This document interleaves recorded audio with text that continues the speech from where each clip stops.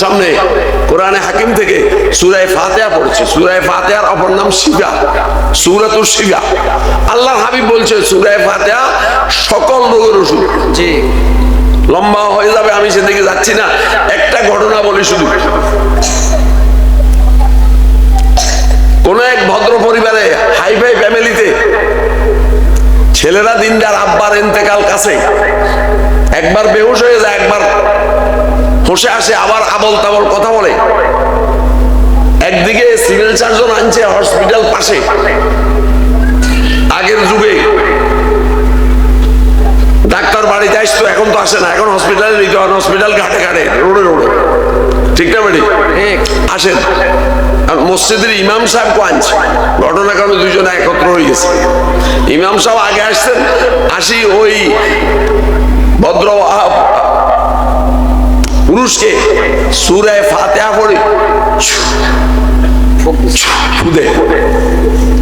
Doctor সাহেব gentleman, অল্প বয়স, ওনার কলকবজাদি দেখছে যে রুগী একেবারে কি শেষ অবস্থায়। এখন ডাক্তার উপহাসমূলক হুজুরকে বলে ফেলল, ছুঁয়ে কি হবে? শুয়ে কি? হুজুর আছিল জ্ঞানী, হুজুর কয় ইডিয়ট। ইডিয়ট মানে গাধা।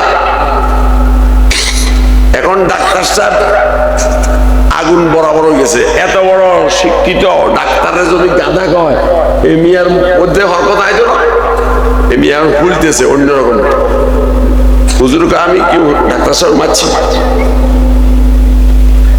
ডাক্তার আরো গরম হয়ে যায়, কয় কি ডাক্তার সাহেব আঘাত করছি?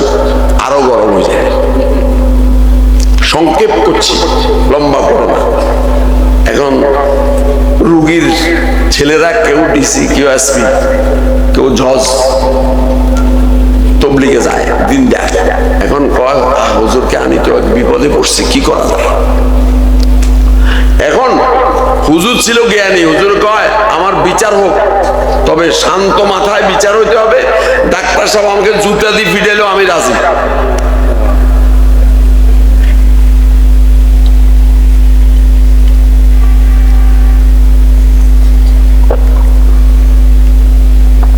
সকলকে নিস্তব্ধ করে, নীরব করে হুজুর আবার বলে, আমি কি ডাক্তার সাহেবকে আঘাত করেছি? ডাক্তার আবার গরম হয়ে যায়। সংক্ষেপ কালাম, আমি বুঝাইতে চাইছি যেটা সেটা বলতেছি। এখন হুজুর বলে, আমি একজন পচা মানুষের কথায় ডাক্তার সাহেবের শরীরে কি আসি গেছে? রাগে ফুলে গেছে, ফুলে গেছে, কাপ আসি গেছে, চোখ লাল হয়ে গেছে। আমি একজন মানুষ, মরে গেলে মাটি হয়ে যাবো, আমার পেটে পায়খানা, কাটলে রক্ত নাফাক।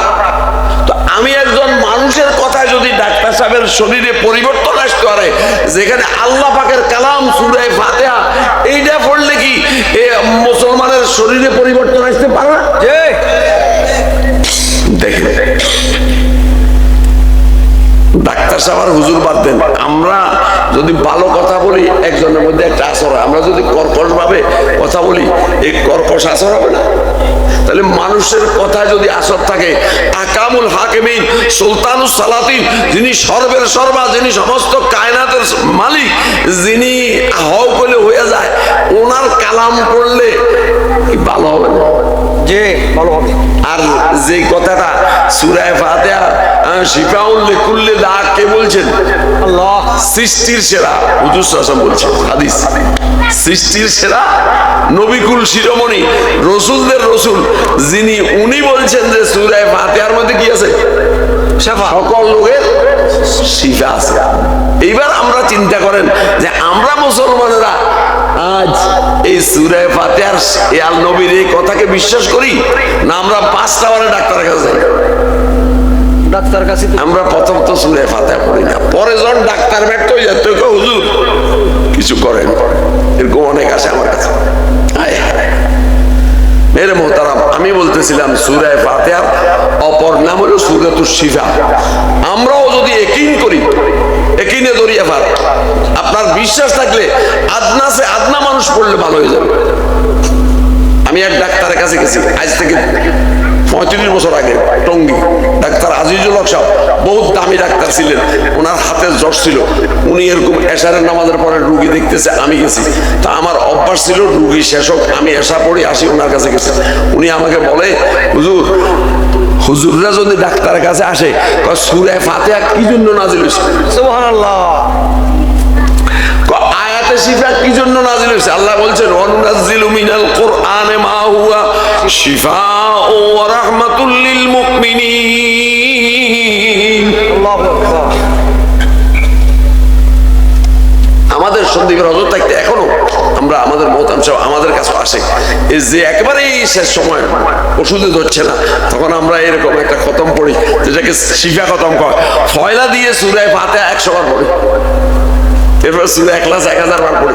এইভাবে নিয়ম আছে, হুজুররা জানে। আমরা এগুলা পড়ি, অনেক দুরারোগ্য ব্যাধি, ডাক্তার ফেলতা, এরকম রোগ মানুষ ভালো হয়েছে আমার হায়াতে অনেক।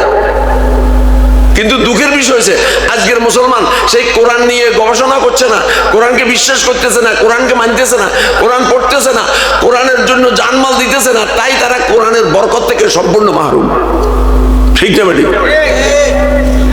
তো বলতেছিলাম আমার আজিজ প্রিয় শরীফ, এই দিনই মাদ্রাসা দিয়ে কি ভুল করেছে না ভালো করেছে? ভালো করেছেন। আসেন আমার সূরা ফাতিহার যে কথাটা আমি বলার বলে শেষ করতেছি ইনশাআল্লাহ। সূরা ফাতিহা কমপ্লিট হেদায়েতের দরখাস্ত। মুফাসসিরিনে কেরাম বলে আসমান থেকে 160টা কিতাব আসছে, সবগুলোর মধ্যে যা আছে সূরা ফাতিহাতে তা আছে। সূরা ফাতিহার অপর নাম হলো উম্মুল কোরআন, কোরআনের মা। মার দাম বেশি না সার দাম বেশি? আরে মার দাম বেশি, মায়ের দাম বেশি। সাতও মায়ের থেকে হয়েছে। মুরগের চা কর না, কবুতরের বাচ্চা কর না, এই কয় কোরআনের মধ্যে সূরা ফাতিহার মধ্যে কথা আছে। আরো আগে বাড়ি বলে বিসমিল্লাহর মধ্যে তা আছে, আরো আগে বাড়ি বলে কব বিসমিল্লাহর বার মধ্যে তা আছে, আরো আগে বাড়ি বলে কব বিসমিল্লাহর বার নোক্তার মধ্যে তা আছে। আসমানে কি দেওয়া আছে?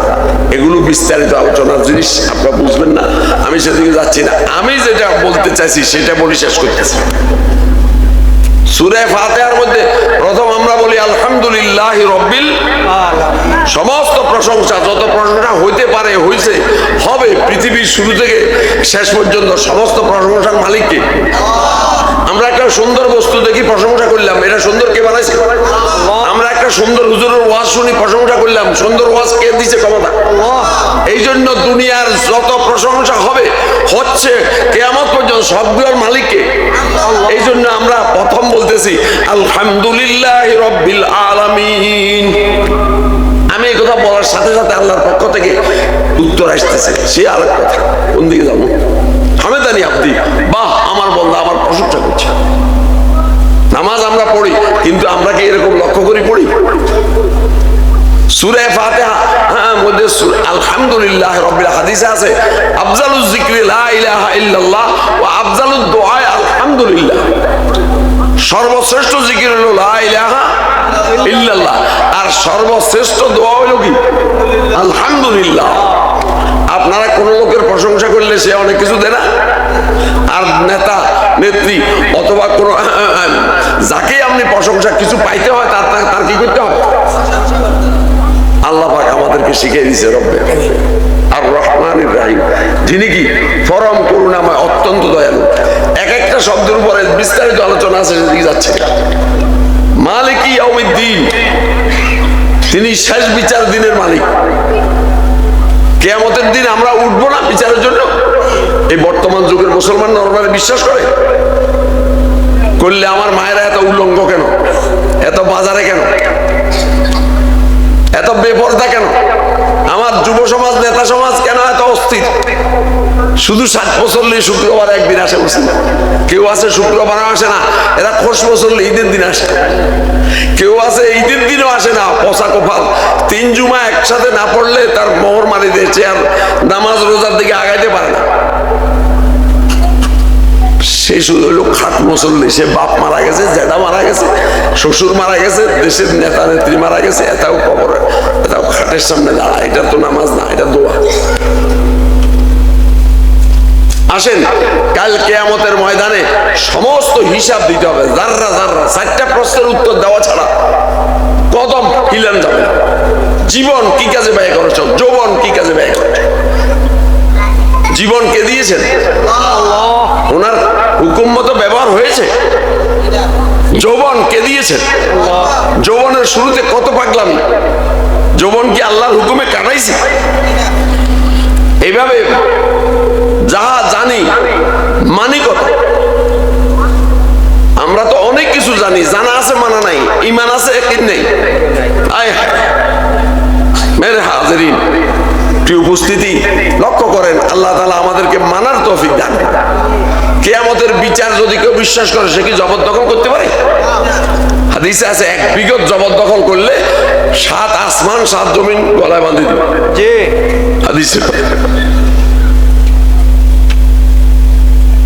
এক আনা পরিমাণ দেনা থাকলে 700 ওয়াক্ত কবুল হওয়ার নামাজ হয়ে যাবে। এক আনা হলো, বুড়ারা জানে আইয়ুব খান আসার আগে, আইয়ুব খান আসছে 6 পয়সা এক আনা ছিল, আগে 4 পয়সা এক আনা ছিল, 16 আনা 1 টাকা ছিল।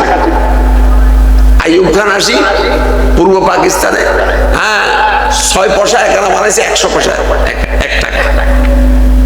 আমরা ছোট থাকতে দেখছি 1 পয়সা 2 পয়সা 4 পয়সা 4 আনা। 2 পয়সা ঋণ শোধ করা 2 হজ থেকে আরো দামি। 1 হজ করতে গত বছর 7 লক্ষ টাকা গেছে। হজ কবুল হয়েছে কিনা তো আল্লাহ জানে। এখন আমাদের বাজারে আমরা যে কত ব্যবসায়ী আমার কাছে কত পাইব, কোন খোঁজ খবর তো রাখি না। এই জন্য আমাদের লেনদেন ওই আখিরাতের হিসাবের এই 4 পর আরেক প্রশ্ন রয়ে গেছে যে মাল কোন রাস্তা আয় করেছো, কোন রাস্তা ব্যয় করেছো। হালাল ভাবে আয় করেছো, হালাল ভাবে খরচ করেছো। যদি এই প্রশ্নের উত্তর দিতে পারে তাহলে কদম হিলেতে পারবে, না হলে এক কদমও হিলেতে পারবে। হাসরের ময়দানের প্রশ্ন আউট, কবরের প্রশ্ন আউট করে দিছে, দুনিয়ার শিক্ষানীতিতে প্রশ্ন আউট করে না, ঠিক না বেটি? রব্বে কারিম এত দয়ালু, এরপরও 72 কাতার ফেল করবে, বুঝেন না? কিয়ামতের ময়দানে কত কাতার হবে? 72 কথা 73 কাতার। কত কাতার? 73। হুজুর বলছেন বনি ইসরাইল আমার আগের নবীদের উম্মত 72 দলে দলবদ্ধ ছিল, আমার উম্মত 73 দলে দলবদ্ধ। তন্মধ্যে এক দল বিনা হিসাবে জান্নাতে, অর্থাৎ এক দল নাজি হবে, নাজাত পাবে। তারা হইলাম আমরা আহলুস সুন্নাত ওয়াল জামাত। 4 মাযহাব হানফি, শাফেঈ, মালিকি, হাম্বলি, 4 মাযহাবের অনুসরণকারী তারা হলো আহলুস সুন্নাত ওয়াল জামাত।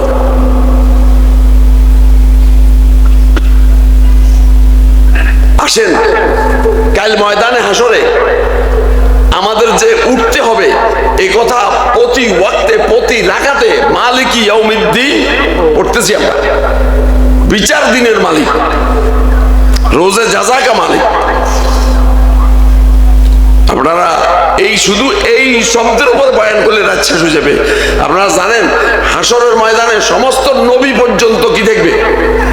অস্থির থাকবে, বলবে রব্বে নাফসি, আল্লাহ আরে বাঁচান। নবীরা কি জানতেন না আল্লাহ পাক ওনাদেরকে মুক্তি দিবে?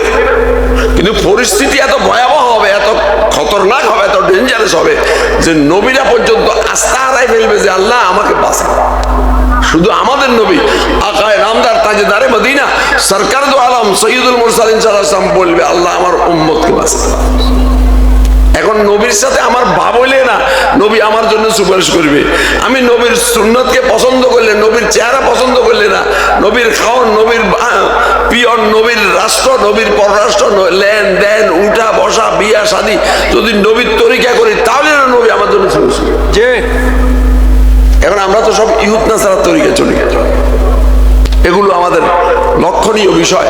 আমি এত লম্বা করব মনে করি নাই, তারপর আপনাদের বসার কারণে বাজবার বরকতে কথা আসতেছে বলতেছি। আসলে আমি বলতে চাইছিলাম এখানে আল্লাহর প্রশংসা করি, আল্লাহ পাক এখানে আমাদেরকে একটা দোয়া শিখিয়ে দিছে হেদায়েতের। সূরা ফাতিহা কমপ্লিট হেদায়েতের দরখাস্ত। আমরা কোথাও দরখাস্ত করতে হলে প্রথম হেডিংয়ে প্রশংসা পত্র করি, এরপরে দিয়ে আমার উদ্দেশ্য কই। এখানে আল্লাহ পাক শিখিয়ে দিয়েছে ইয়াকা না'বুদু ওয়া ইয়াকা নাস্তাইন, মানে আমি আপনারই ইবাদত করতেছি, আপনার কাছে সাহায্য চাইতেছি। এই কথার পরে হলো ইহদিনাস সিরাতাল, আমরা সরল সঠিক পথ চাইতেছি। আমরা নামাজ পড়ি কিন্তু মনে আসে এই কথা। এই জন্য আমি আমার বয়ানে বলি, যে সমস্ত ভাইয়েরা 1000 টাকার নোট ছিলেন আর কি মোবাইল টিপতে জানেন, জমিনের হিসাব বুঝেন, বাজার করতে না, এরা এই আল্লাহু আকবার থেকে সালাম ইরান পর্যন্ত এই সব দোয়া কালামগুলোর অর্থ শিখিয়ে নেন। ইহদিনাস সিরাতাল মুস্তাকিম তাফসিরে আছে, নবীদের রাস্তায়, শহীদদের রাস্তায়, সিদ্দিকিনের রাস্তায়, সালেহিনের রাস্তায় আমাকে চালান। একটু পরে আছে সিরাতাল্লাযীনা আনআমতা আলাইহিম, যাদেরকে আপনি পুরস্কৃত করেছেন তাদের পথে চালান।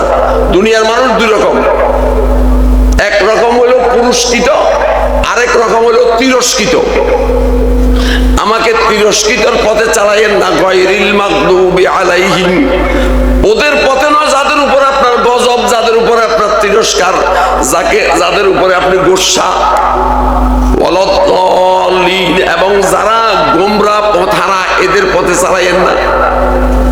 এই গোমরার মেসদাক হলো 4 দল: কাফের, মুশরিক, ইহুদ, নাসারা। কাফের, মুশরিক, ইহুদ, নাসারা। কাফের কয় যারা সরাসরি আল্লাহকে অস্বীকার করে, মুশরিক কয় যারা পূজা করে, এই হিন্দু। ইহুদ মুসা আলাইহিস সালামের উম্মত, আর নাসারা ঈসা আলাইহিস সালামের উম্মত, খ্রিস্টান।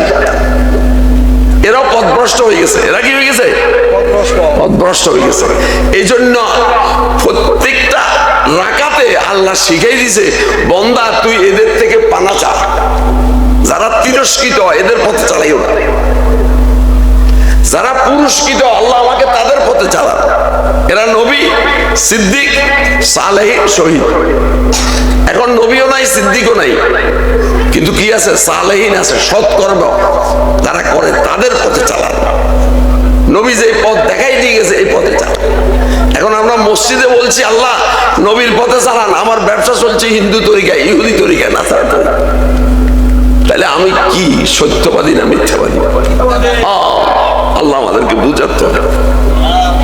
উপস্থিতি, এই তিরস্কৃত আর পুরস্কৃত চেনা যায় কোথায়? মাদ্রাসায়, আলেমদের কাছে। আর আপনি যদি পুরস্কৃত হতে চান তাহলে আপনার সন্তানকে কোরআন পড়াতে হবে। এই কোরআনের মাদ্রাসায় আল্লাহ তাআলা আমাদেরকে আসার, বসার, বলার, শোনার তৌফিক দিয়েছেন। আমরা কোরআন পড়ব, কোরআন বুঝব, কোরআনকে মানব, কোরআনের শিক্ষাকে জানমাল দিয়ে বিস্তার করব, কোরআনের আইনকে সকল আইন থেকে প্রাধান্য দিতে হবে, না হলে নবীজি মামলা দিবে কিয়ামতের মাঠে। যারা কোরআন সহি পড়ে না তাদের বিরুদ্ধে মামলা হবে। আচ্ছা, কোরআন সহি পড়তে না জানলে নামাজ হবে? নামাজ ভঙ্গের কারণ কয়টা? 19টা। সর্বপ্রথমটা কি? নামাজে অশুদ্ধ পড়া। আর কোরআনের এক একটি অক্ষর নামাজে দাঁড়ায় পড়লে 100 নেকি, আখিরাতের ডলার। বসিয়া পড়লে $50, নামাজের বাইরে অজুর সাথে পড়লে $25, অজু ছাড়া হইলে $10 আখিরাতে। তাহলে কোরআন যারা পড়ায় তাদের কি নেকের পাল্লা ভারী হবে না হালকা হবে? তাহলে আমরাও কোরআন পড়তে হবে, আমরাও কোরআন বুঝতে হবে, আমরাও কোরআন মানতে হবে। নবীজি যারা কোরআন পড়ে সহি পড়তে জানে না তাদের বিরুদ্ধে মামলা দিবে, যে কোরআন বুঝে নাই তার বিরুদ্ধে মামলা হবে, যে কোরআন মানে নাই তার বিরুদ্ধে মামলা হবে, যে কোরআনের আইনকে, কোরআনের শিক্ষাকে জান আর মাল দিয়ে, জায়গা জমি দিয়ে কোরআনের শিক্ষা বিস্তার করে নাই তাদের বিরুদ্ধে মামলা হবে। যে কোরআনের আইনকে, কোরআন আমাদের জীবন বিধান না, কোরআন আমাদের গাইডলাইন না, আমরা আমাদের গাইডলাইনে জানি না, তো আমার জীবনটা কেমনে সফল হবে, আমি কেমনে জান্নাতের রাস্তায় যাব? এই জন্য কোরআনি মাদ্রাসা করতে হবে, কোরআনি মাদ্রাসার সহযোগিতা করতে হবে। এখানে তো বাড়া থাকে, আপনারা চেষ্টা করি তার স্থায়ী জায়গার ব্যবস্থা করে দেন। আজীবন কিয়ামত পর্যন্ত যত ছাত্র কোরআন এখান থেকে পড়বে পড়াবে, আপনাদের যাদের জান মাল বুদ্ধি আকল শ্রম লেগেছে, তারা ওই লাইফ ইন্স্যুরেন্স কবরে বসে বসে আখেরাতের ডলার পাইতে থাকবে। এই কোরআনের মাদ্রাসাগুলো আমাদেরকে জান্নাতে নেওয়ার একটা মাধ্যম। এই জন্য আজীবন কোরআনের পাগল থাকতে হবে। মেরে মোহতারাম, আমরা কবরে যাব কি যাব না? যাব। একা না সংঘবদ্ধ? একা। আমার এই কঠিন অন্ধকার কবরে কেউ যাবে? কেউ গেছে অতীতে? কোরআন যাবে। কোরআন আমাদের জন্য যারা পড়েছি সুপারিশ করি। আল্লাহর হাবিব বলে, আমার মন চায়, কোরআনের একটি সূরা আছে 30 আয়াত বিশিষ্ট, পড়তে 3 মিনিট লাগে মুখস্থ। আমার মন চায় আমার সকল উম্মতের হৃদয়ে এই সূরাটা থাকুক। সূরাটা কি? সূরা মুলক। এশারের পরে যদি কোনো মুসলমান সূরা মুলক পড়ে, তাহলে আল্লাহ পাক তাকে কবরের আযাব দিবে না। কবরের আযাব তো এত মারাত্মক, যে আযাবের কথা একদিন আম্মাজান আয়েশা সিদ্দিকা রাদিয়াল্লাহু তাআলা এক ইহুদি মেয়েকে, ইহুদি ফকিরকে ভিক্ষা দিয়েছে। তো ইহুদি ফকির আম্মাজান আয়েশাকে বলছে, তোমাকে আল্লাহ কবরের আযাব থেকে বাঁচাক। সুবহানাল্লাহ। ইহুদিরাও পরকালের কিছু কথা জানতো। আম্মাজান আয়েশা তো অল্প বয়সের, 6 বছরে বিয়ে হয়েছে, 9 বছরে হুজুর বাড়িতে গেছে, 18 বছরে হুজুর দুনিয়া থেকে তশরিফ দিয়ে গেছে। তো জিজ্ঞাসা করছি, ইয়া রাসূলুল্লাহ, কবরও কি আযাব হবে? বলে, হ্যাঁ, কবরও আযাব হবে। ওদিন থেকে হাদিসে আছে হুজুর সাল্লাল্লাহু আলাইহি ওয়াসাল্লাম প্রত্যেক নামাজের পরে কবরের আযাব থেকে পানা চাইতেন। নবী আলাইহিস সালাম যদি পানা চান, আমাদের কি অবস্থা? আমাদের কবর তো সামনে রয়ে গেছে নাকি? আমরা কবরকে কি ভয় করি? আল্লাহ আমাদেরকে বুঝার তৌফিক দেন। প্রিয় উপস্থিতি, আমরা এই সূরা ফাতিহার অর্থগুলো শিখি, এবং আমি মুখতাসার সংক্ষিপ্ত যা বলেছি, আল্লাহ রাব্বুল ইজ্জত আমাদেরকে এইগুলোর উপর আমল করার তৌফিক দেন। আমিন। উপস্থিতি, যদি আমি কথা মনেই করি যে আমাকে আমার পরকাল আসল, পরকালেই জীবন আসল, আমাকে হাসরের ময়দানে কবরে, কবর থেকে জান্নাতে যাইতে 19টা ঘাঁটি আছে, 19 জায়গায় ইমিগ্রেশন হবে। এই জন্য ফজরের পরে যদি কেউ বিসমিল্লাহির রহমানির রহিম 19 বার পড়ে, তার এই ইমিগ্রেশন পার হয়ে যাবে। বিসমিল্লাহ পড়তে তো কোনো কষ্ট নাই, কি বলেন? বিসমিল্লাহর মধ্যে কয়টা অক্ষর? 19টা অক্ষর। 19, এই 19 অক্ষরে 19 ঘাঁটি পার করে দিবে। আমরা পড়ি, আমাদের সকলের পড়া উচিত, কারণ কবরে কে না যাবে? দুনিয়ার কোন সহায়ক, দুনিয়ার কোন নেতা নেত্রী, দুনিয়ার কোন আপনজন কি আমাকে কবরে সাহায্য করবে?